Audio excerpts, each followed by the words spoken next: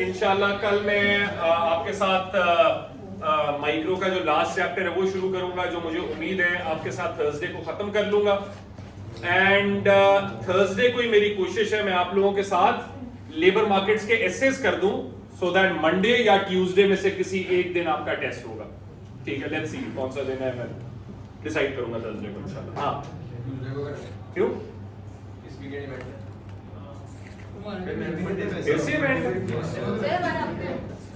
किस चीज का ऑप्टिमस कोई आता भी है? गुलबर्ग का लार्जेस्ट जफर का बड़ा पैसा दिया वही हराम चीजों में पैसा खर्च करेंगे। चलो कोई नहीं, करते हैं। मॉल भी ले आऊंगा, मॉल पहुंचा दूंगा। है ट्यूसडे फिर आऊंगा, मंडे को नहीं होगा, ट्यूसडे है। बेटा तेरा सुन तू एससीटी क्यों दे रहे है? अच्छा लम्स के नहीं, तू वैसे ही कहना कि सर मैं वैसे ही दे रहा हूँ क्योंकि मैं चेकआउट करना चाह रहा हूँ मॉल को। है समझ गया, मैं समझ गया। अच्छा भाई, हमने कल की क्लास में wage determination and employment determination किया था। ये 5 डायग्राम, एक्चुअली 6 डायग्राम, जिसमें मैंने आपको बताया था परफेक्ट कंपटीशन के अंदर वेजेस डिटरमिन होती है डिमांड इक्वल टू सप्लाई पे, लेकिन फिर एम्प्लॉयमेंट हर फर्म में एमआरपी इक्वल टू एमसीएल पे होती है, बिकॉज़ वो प्रॉफिट मैक्सिमाइजिंग पॉइंट है। ठीक है, फिर मोनोपोली में ऑब्वियसली क्योंकि वेज सेटर्स हैं तो वहां डिमांड एंड सप्लाई से नहीं होती, वहां एमआरपी इक्वल टू एमसीएल से वेज डिटरमिन होती है। ये यहां से वेज ये है मोनोपोली की, एम्प्लॉयमेंट ये है। और कंपैरेटिव मार्केट से अगर देखा जाए वेज भी मोनोपोली में कम है, एम्प्लॉयमेंट भी मोनोपोली में कम है। दो उसके रीजंस हैं, हमने बड़ी डिटेल में किया था। ट्रेड यूनियन अगर परफेक्टली कंपैरेटिव लेबर मार्केट में आ जाए, ज्यादातर केसेस में वो बुरी होगी, बिकॉज़ चलो वेज तो ज्यादा मिल जाएगी जरूर, लेकिन अनएम्प्लॉयमेंट भी ज्यादा होगी, इनएफिशिएंसी भी ज्यादा होगी। एक केस में अलबत्ता ट्रेड यूनियन अच्छी हो सकती है, वो क्या है? ट्रेनिंग, बिल्कुल ट्रेनिंग प्रोवाइड करेंगे। Number 4 monopoly. अगर ट्रेड यूनियन मोनोपोली में इंटरवीन करेगी तो वेज ज्यादा हो जाएगी, एम्प्लॉयमेंट भी ज्यादा हो जाएगी, इसलिए ट्रेड यूनियन मोनोपोली में अच्छी है। ठीक है, और फिर हमने गवर्नमेंट इंटरवेंशन की बात की थी कि अगर गवर्नमेंट्स लेबर मार्केट में इंटरवीन करती है वो दो तरीके से करती है, minimum wage law and training, दोनों के प्रोज एंड कॉन्स हमने किए थे। आज मैं आपको वेज डिफरेंशियल्स डिटेल में करवाता हूं, इनके रीजंस करवाता हूं। यहां पे मैंने एक टेबल बनाया हुआ है कि डिफरेंट लोग वेज डिफरेंशियल का पहली बात है मतलब क्या है। मुझे बहुत गर्मी लग रही है। अच्छा थोड़ी देर के लिए चला रहा हूं। सो वेज डिफरेंशियल में मतलब क्या है? पहली बात, वेज डिफरेंशियल का मतलब है why do different people earn different wages. ठीक है, इसका मतलब है एक फुटबॉलर एक टीचर से ज्यादा वेज क्यों कमाता है। ठीक है, एक डॉक्टर एक नर्स से ज्यादा वेज क्यों कमाता है। ठीक है, बहुत सारी चीजें उसकी। इसके अलावा लेट्स सपोज एक इंजीनियर जो एक ऑयल फील्ड में काम कर रहा है, वो ऐसे इंजीनियर से ज्यादा पैसे कमाएगा जो सेम क्वालिफिकेशन हो शायद, लेकिन वो एक यूनिवर्सिटी में काम कर रहा है। ऐसे ये क्यों है? Why is this the case? 5 major factors हैं जिसे वेज डिफरेंशियल्स एक्सप्लेन करते हैं। ठीक है, there are 5 major factors that determine wage differentials. The first is demand. ठीक है, अब गौर से सुनना, ये बहुत इंपॉर्टेंट है, इसके ऊपर भी क्वेश्चंस आते हैं। मुझे पहले एक चीज बताओ सादात, जिस बंदे की डिमांड ज्यादा होगी उस बंदे की वेज क्या होगी? ज्यादा होगी। जिस बंदे की डिमांड ज्यादा होगी उस बंदे की वेज ज्यादा होगी। ये तो आसान सवाल है। ठीक है, क्योंकि सादात ने इसका जवाब दिया। Well done Sadat, good. लेकिन सवाल ये है डिमांड ज्यादा कब होगी? अब याद रखो, उसकी पूरी चेन बनानी है। डिमांड का दूसरा जो टर्म इस्तेमाल होती है डिमांड के लिए, वो क्या होती है? MRPL, marginal revenue product of labour, MRPL। ठीक है, और MRPL के 2 डिटर्मिनेंट्स हैं, MPP और MR। ठीक है, बात आ गया। ठीक है, तेरे तो नंबर आ गए हैं, इस पे तरस खा लेंगे थोड़ा। ठीक है, सो MRPL is MPP into MR। ठीक है, अब 1 बाय 1 देखते हैं। MPP को क्या चीज डिटरमिन करती है और MR को क्या चीज डिटरमिन करती है। एमपीपी को डिटरमिन करती है जी प्रोडक्टिविटी। तो ये पूरी चेन याद रखिए। वर्कर्स जिनकी प्रोडक्टिविटी हायर है, कम टाइम में ज्यादा आउटपुट बनाते हैं, कम कॉस्ट में ज्यादा चीजें बनाते हैं, ज्यादा एफिशिएंट है, अच्छी क्वालिटी बनाते हैं। ठीक है, क्वालिटी तो खैर इसमें आएगी, ये इसमें आएगी एमआर में, but you get the point. Productivity come time में ज्यादा आउटपुट बनाते हैं। प्रोडक्टिविटी जिन वर्कर्स की हायर है उनका एमपीपी क्या होगा? ज्यादा। जब एमपीपी ज्यादा है एमआरपीएल क्या होगा? ज्यादा। एमआरपीएल ज्यादा है तो डिमांड क्या होगी? ज्यादा, जिससे वेज क्या होगी? ज्यादा। पूरी चेन बनानी है यहां से लेकर यहां तक, और ये भी बताना है प्रोडक्टिविटी ज्यादा कब होगी, क्योंकि मे बी आपको ज्यादा ट्रेनिंग मिली हुई है, ज्यादा एक्सपीरियंस है, उसकी बाद में बात करेंगे। ठीक है, तो पूरी चेन बनानी है इंक्लूडिंग द फैक्ट कि ये प्रोडक्टिविटी ज्यादा क्यों हुई। ठीक है, ये हो गया पहला डिमांड साइड रीजन। डिमांड ज्यादा कब होगी? जब प्रोडक्टिविटी ज्यादा। दूसरा, डिमांड ज्यादा कब होगी? जब वो प्रोडक्ट जो मैं बना रहा हूं उस प्रोडक्ट, मेरी डिमांड ज्यादा कब होगी? जब वो प्रोडक्ट जो मैं बना रहा हूं उसकी डिमांड क्या है? ज्यादा। ठीक है, क्योंकि उसका ताल्लुक है एमआर से। The demand for the goods जो लेबर बना रही है, जब वो ज्यादा होगी, ठीक है, और वो ज्यादा कब होती है? बाय द वे, वो ज्यादा कब होगी? मे बी बिकॉज वो प्रोडक्ट ज्यादा वैल्यू एडेड है। एक वैल्यू एडेड प्रोडक्ट की डिमांड ज्यादा होती है ना। ठीक है, तो अगर एक प्रोडक्ट ज्यादा वैल्यू एडेड है,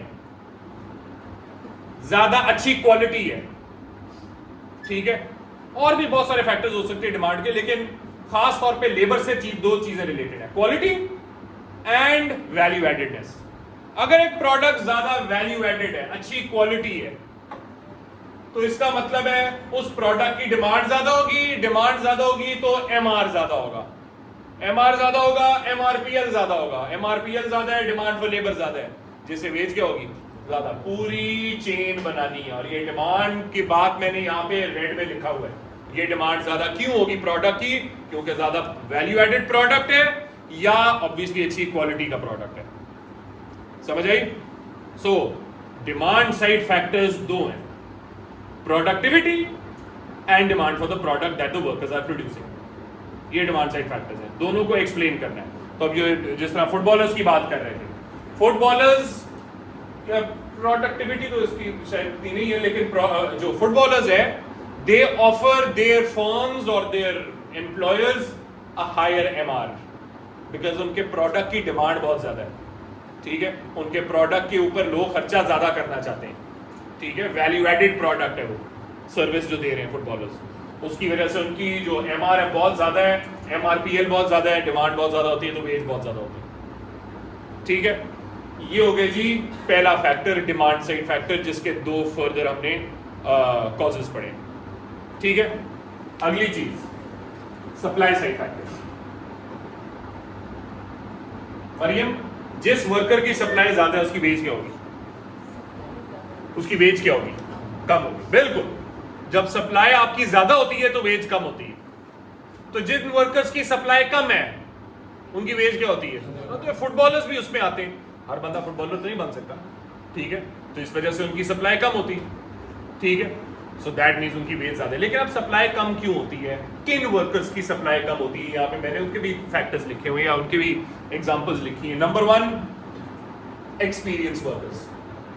वो वर्कर्स जो एक्सपीरियंस्ड हैं उनकी सप्लाई कम होती है। क्यों? क्यों? टाइम लगता है ना। एक्सपीरियंस हर बंदा तो नहीं होता, it takes time to acquire experience. तो जितना टाइम लगेगा आप उतना से एक्सपीरियंस होगे, बट ऑब्वियसली बात है टाइम ज्यादा चाहिए, तो हर बंदा एक्सपीरियंस नहीं है, सप्लाई कम है। Number 1। Number 2, skilled and qualified workers. Skilled and qualified workers की सप्लाई कम है या ज्यादा है? अब obviously skilled and qualified workers की सप्लाई कम है। क्यों? 2 रीजंस, एक टाइम, दूसरा मनी। शाबाश, पैसा भी लगता है ऑब्वियसली। ठीक है, क्वालिफिकेशन हासिल करने में, स्किल हासिल करने में, it takes money, it takes a certain amount of cost. ठीक है, आपने बैचलर्स करना है, मास्टर्स करना है, व्हाटएवर। ठीक है। Number 3, dangerous jobs. वो काम जो डेंजरस है, ठीक है, उनमें हर बंदा काम नहीं। जिस तरह मैंने एग्जांपल दी ना तुम लोगों को, एक इंजीनियर जो ऑयल फील्ड में काम करता है उसकी वेज ज्यादा है, क्यों? क्योंकि हर बंदा ऑयल फील्ड में काम नहीं करना चाहता, डेंजरस जॉब्स है, ठीक है। सो इस वजह से वहां पे सप्लाई कम होगी, ऐसे वर्कर्स की सप्लाई कम होगी तो वेज ज्यादा होगी कंपेयर टू वो इंजीनियर्स जो यूनिवर्सिटीज में प्रोफेसर्स हैं, ठीक है, उनकी सप्लाई ज्यादा है बिकॉज वो वहां पे मतलब it's the job is easier, it's less dangerous, ठीक है।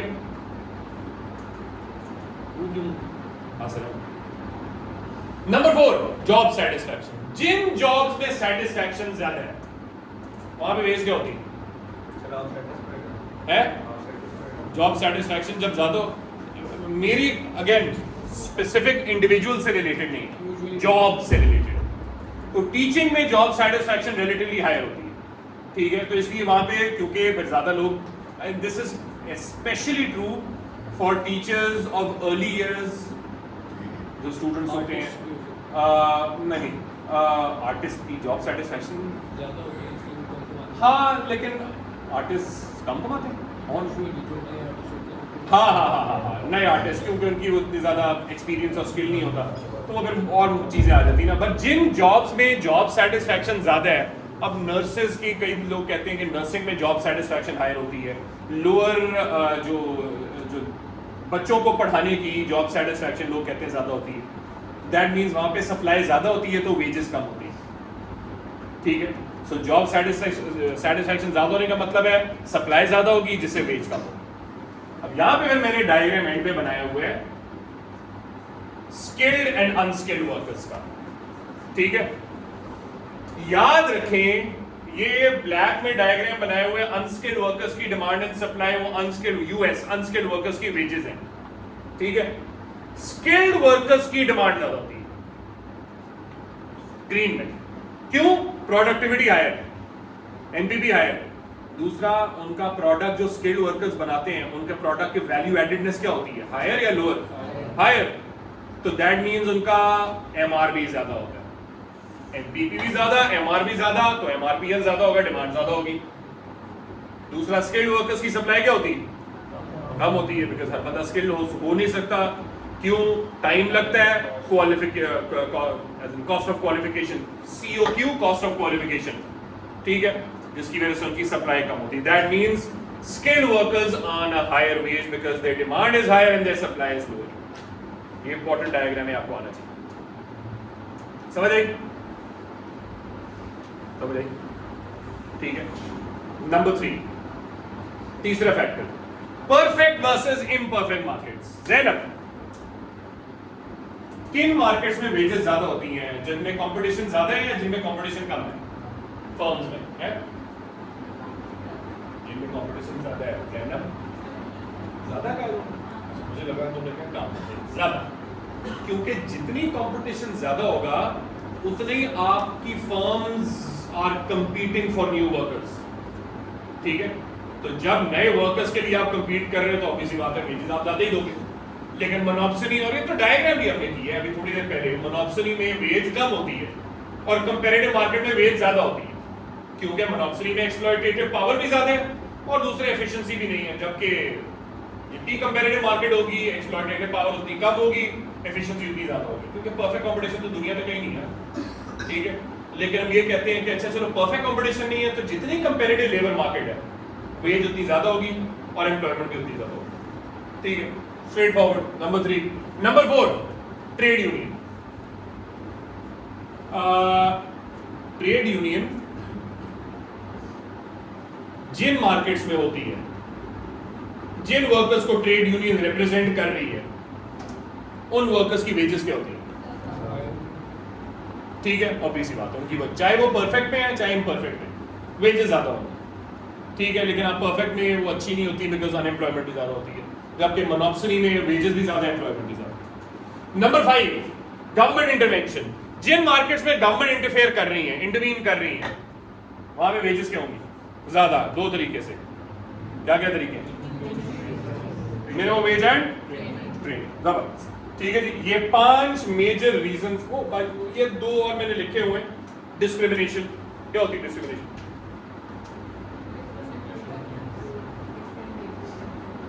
डिफरेंट वर्कर्स को डिफरेंट वेजेस मिल रही हैं, that has got nothing to do with their ability और स्किल। एग्जांपल, हाँ racism, gender discrimination, age discrimination में एक्सपीरियंस आ जाता है, लेकिन जेंडर डिस्क्रिमिनेशन तो बहुत ज्यादा होती है ना। मतलब मर्दों को, ये स्टडी थी कि मर्दों को अगर किसी काम के लिए $1 मिलता है तो खवातीन को उसी काम के लिए $0.8 मिलते हैं। ठीक है, तो ये रेशो है कि काम सेम होगा लेकिन खवातीन को एक्सप्लॉइट किया जाएगा, उनकी वेजेस कम दी जाएंगी। ठीक है, एंड दैट मतलब in some cases that might be there might be a reason behind that, but in many cases that is just discrimination. आपको पता है कि जी ये खवातीन मेरे पास काम कर रही हैं तो इनको वेज कम दे रहे हैं, मर्दों को ज़्यादा वेज दे रहे हैं। This is just actually school में भी ये होता है, बहुत ज़्यादा स्कूल में बहुत होता है। टीचर्स की या बाकी जो स्टाफ है उनमें मर्दों को ज़्यादा वेज दी जाती है, खवातीन को कम वेज दी जाती है फॉर द सेम जॉब। ठीक है, सो इसके अलावा part time employment, part time जो जॉब कर रहे हैं लोग उनको वेजेस क्या मिलती हैं? तो पागल नहीं, बिल्कुल भी नहीं। फुल टाइम अगर आप बात करें फुल टाइम वर्कर्स की फॉर द सेम, अगर फॉर एग्जांपल एक बंदा हो जो ए लेवल में, नहीं कह रहा कि ए लेवल्स के टीचर्स का ओ लेवल्स या प्राइमरी स्कूल के बच्चों से ऐसे टीचर्स से कंपैरिजन, लेकिन अगर एक ए लेवल्स का टीचर जो परमानेंट पढ़ा रहा हो किसी स्कूल में, that person will get a higher wage compare to एक जो पार्ट टाइम पढ़ा। No doubt, no doubt. ठीक है, क्योंकि आप किसी बात रहा पार्ट टाइम है, आपके पास कम काम कर रहा है तो कम वेज होगी, जो ज्यादा काम कर रहा है फुल टाइम वो ज्यादा वेज मिलेगी। क्या लेकिन कौन कह रहा है? हाँ क्या लेकिन तो काम पे डिपेंडेंट होगी, मैं वही कह रहा हूँ ना। सो एक ही जॉब है, ए लेवल्स का टीचर है, जो पार्ट टाइम है उसको कम पैसे मिलेंगे, जो फुल टाइम है उसको ज्यादा पैसे मिलेंगे। एग्जैक्टली ना, टाइम कम दे रहे हैं तो वेज मतलब ये इस वजह wage differential, this is not discrimination, this is separate point. ठीक है, दिस इज कि भाई डिफरेंट लोगों की डिफरेंट वेजेस क्यों है, तो पार्ट टाइम फुल टाइम के ऊपर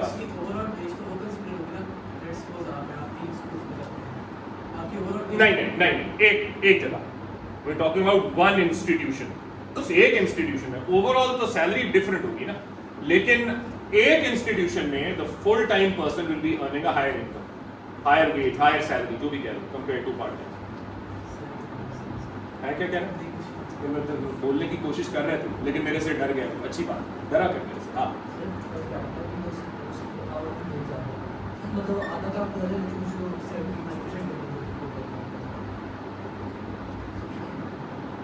समझ नहीं,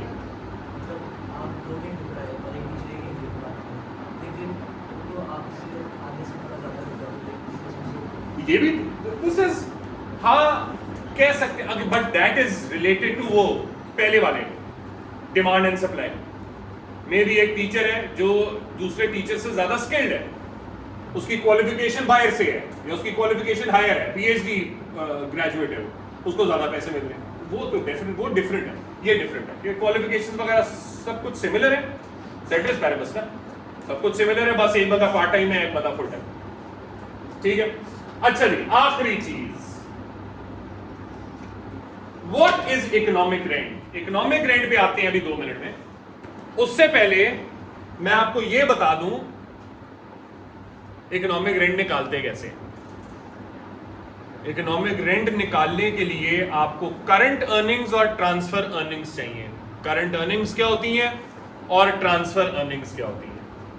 ठीक है, करंट अर्निंग्स होती हैं the total income that a person is earning in his or her current job. एक बंदा जो अपनी करंट जॉब में टोटल इनकम जो कमा रहा है उसको क्या कहते हैं? Current earnings. ठीक है, ये current earnings, when the amount that a person is earning from his or her current job, ये करंट अर्निंग है, स्ट्रेट फॉरवर्ड। लेट्स सपोज एक बंदा है जो नेस्ले में काम कर रहा है, नेस्ले में काम करके उसको लेट्स सपोज $200 मिलते हैं पर डे। ठीक है, सो डेली बेसिस पे उसको $200 मिलते हैं। ठीक है, सो $200 मिल गए, ये उसकी करंट अर्निंग है।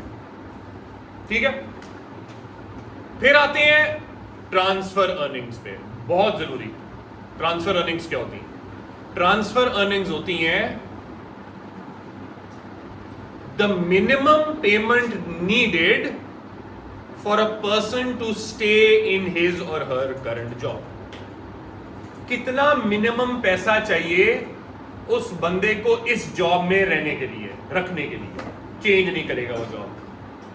इसका क्या मतलब है? मैं आसान तरीके से समझाता हूं। Transfer earnings are what a person can earn in his or her next best job. What a person can earn in his or her next best job.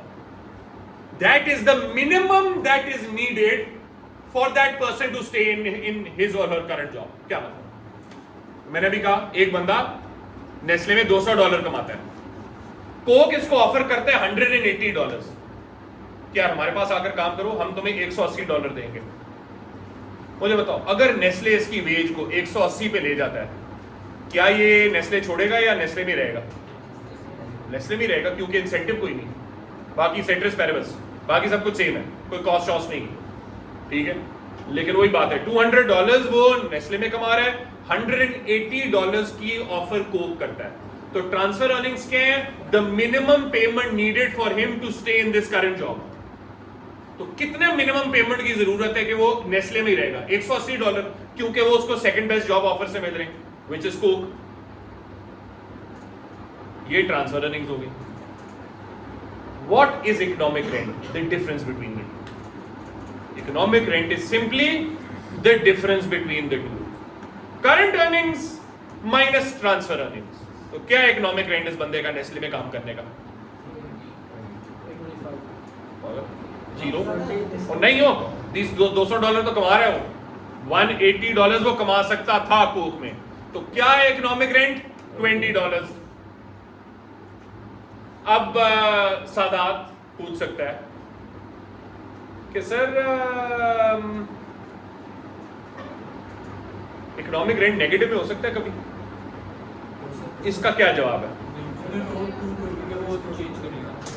अगर सादात कह रहे हैं अपने ब्रिलियंट माइंड से कि अगर कोक $220 ऑफर करता है, ठीक है, लेकिन क्योंकि सादात नेस्ले के बहुत लॉयल है, वो कहता है भाई मैं नेस्ले को नहीं छोड़ूंगा, वैसे भी इनके पास मेरा कुछ डेटा है, वो फिर मुझे बहुत मामला खराब आउट कर दिया उन्होंने, तो मैं बहुत काम खराब हो जाएगा मेरा, है ऐसा ही है ना, ठीक है। तो सादात क्या करेगा? उधर ही रहेगा ना नेस्ले में। तो इस वक्त इसके कितने हो गए इकोनॉमिक रेंट? -20। लेकिन कोई आम अक्लमंद इंसान जो बेवकूफ ना हो, वो क्या करेगा? नहीं मैं यार पहले ठहर जा। सेट्रिस पैरेबल्स, रिमेंबर सेट्रिस पैरेबल्स, बाकी सारे फैक्टर्स कांस्टेंट। वो तुम्हारी बात ठीक है, मोबिलिटी का एक फैक्टर आ सकता है, बट सेट्रिस पैरेबल्स, ठीक है। सो बाकी आम लोग क्या करेंगे? They will leave Nestle for Coke, क्योंकि वो $220 ऑफर कर रहे हैं। तो economic rent can not be negative, it can not be negative, ठीक है। जितना ज्यादा इकोनॉमिक रेंट होगा, उतना ही इस बंदे की willingness to stay in his और हर करंट जॉब रहेगी, उतनी ज्यादा होगी, है। हाँ, ट्रांसफर अर्निंग्स 200 हो जाएंगी, 200 हो जाएगी, 180 नहीं होगी, 200 होगी। करंट अर्निंग्स क्या होगी? 220, क्योंकि कोक पे चला गया, तो अभी भी इकोनॉमिक रेंट 20। अगर नेस्ले वाले भी कहें कि भाई हम लोग इतना सादात अच्छा होता तो क्या ही बात होती। लेकिन अगर हम ये कहें कि नेस्ले उसको 230 ऑफर करता है, 230 ऑफर करता है, तो फिर ऑब्वियसली बात है वो कर नेस्ले में ही रहेगा। लेकिन अब वो इकोनॉमिक रेंट क्या हो जाएगा? $10, 230 - 220, ठीक है। सो याद रखो, इकोनॉमिक रेंट एक तो निकालते कैसे इकोनॉमिक रेंट, ये आपको पता होना चाहिए। उससे भी ज्यादा इंपॉर्टेंट, क्योंकि इकोनॉमिक रेंट के एमसीक्यूज बहुत ज्यादा आते हैं। इकोनॉमिक एक एमसीक्यू आता होता है आमतौर पे। सो इकोनॉमिक रेंट को डायग्रामेटिकली कैसे देखते हैं? ये ऐसे देखते हैं। इकोनॉमिक, पहले तो ये सोचो करंट अर्निंग्स क्या है। इतनी बंदा, लेट्स सपोज एक बंदा इतनी वेज कमा रहा है, इतने घंटे काम कर रहा है, तो इकोनॉमिक रेंट करंट अर्निंग्स कितनी है? हाँ, A+B, ये पूरा एरिया, ठीक है, ये उसकी करंट अर्निंग है, राइट, क्योंकि इतने घंटे काम कर रहे हैं और इतनी वेज कमा रहे हैं, इसका मतलब उसकी जो करंट अर्निंग्स हैं वो A+B हो गए। ट्रांसफर अर्निंग्स क्या है? सप्लाई के नीचे वाला एरिया, ट्रांसफर अर्निंग्स है सप्लाई से नीचे वाला एरिया, कितना बी, ये ट्रांसफर अर्निंग्स है। तो इकोनॉमिक रेंट क्या है? What this person is earning over and above his transfer earnings which is ये इकोनॉमिक रेंट है, ये इकोनॉमिक रेंट। कुछ अभी फिलहाल अज्यूम कर रहे हैं कि आधी वेज है, यस, तो इसलिए W इंटू आर्स की है ना हमने, टोटल अर्निंग्स हो गई। सर डी ट्रांसफर अर्निंग्स कैसे? क्योंकि सप्लाई कर्व एक बंदे की willingness and ability to work दिखाता है एक काम में, तो इसलिए उससे नीचे हम अज्यूम करें कि यार कम से कम इतनी हर आर पे इतनी वेज तो मिलेगी ना इस बंदे को to stay in his current job. तो इतने घंटे पे, इतने घंटे अगर ये काम कर रहा है तो इसको इतनी वेज तो कम से कम मिलनी चाहिए अपनी करंट जॉब काम पे काम करने के लिए, ठीक है। और ए बेसिकली इकोनॉमिक रेंट जो इनका क्या है, समझ आई? इसका एमसीक्यू अब इधर देखो, एक एमसीक्यू आपको इस तरह का आया था जिसमें वेज इतनी है, सप्लाई कर्व ये गिवन है, ठीक है। इस सप्लाई पे, इस इक्विलिब्रियम वेज पे ये बंदा 38 आवर्स काम करना चाहता है। अगर ये 38 आवर्स काम करे रियान, अगर ये 38 आवर्स काम करे तो इसका इकोनॉमिक रेंट क्या होगा? क्या है? सही पागल है अब्दुल्ला, अगर ये 38 आवर्स काम करे तो इसका इकोनॉमिक रेंट क्या होगा? ये सर, इसलिए मैंने आपसे सवाल पूछा था, मैं हंसना चाह रहा था लेकिन मुझे हंसी नहीं आई ये बात। सो ये 38 आवर्स काम, मसला क्या है इस सवाल में है कि ये बंदा 40 आवर्स काम कर रहा है, इसकी फर्म इससे इसी वेज पे 40 आवर्स काम करा रही है। The question is what is this persons economic rent of working for 40 hours for this firm? नहीं, ये तो इकोनॉमिक रेंट तो है ना। सुनो, अगर ये 38 आवर्स काम करता, इस वेज पे आइडियली इसको 38 आवर्स काम करने थे, इकोनॉमिक रेंट कितना था? 8, बट इसी वेज पे इसको 40 आवर्स काम करा रहे हैं, इसका मतलब इसका इकोनॉमिक रेंट जाया कितना हो रहा है? ये जो एक्स्ट्रा घंटे काम कर रहे हैं ये इतना जाया हो रहा है, तो इसका मतलब 40 आवर्स काम करने पे इकोनॉमिक रेंट कितना है?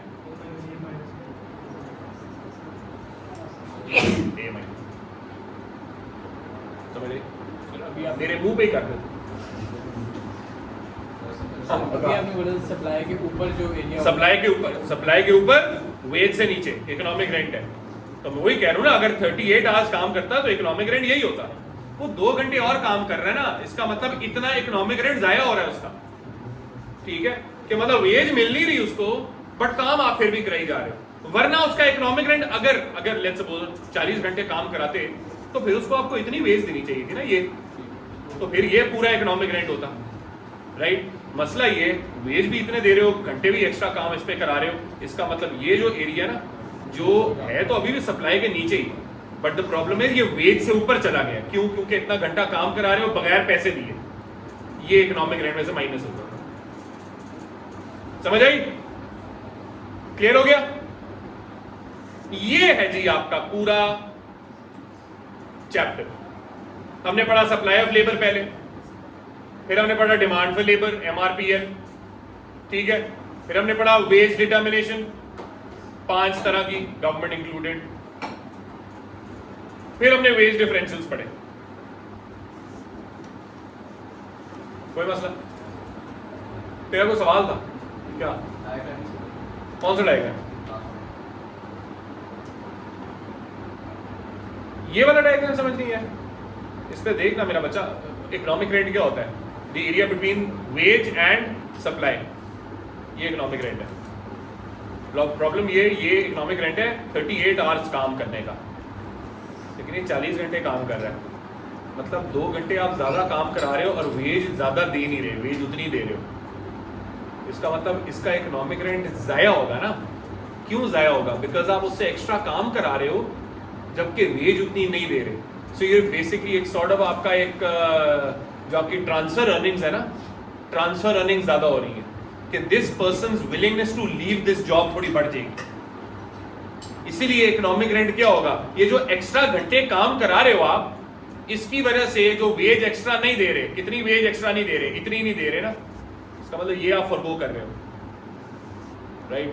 So this is basically A minus be economic rent, फजूल के एक्स्ट्रा घंटे काम करने के बगैर पैसे मिले, ठीक है। सो ये ए माइनस बी, ठीक है, समझ आ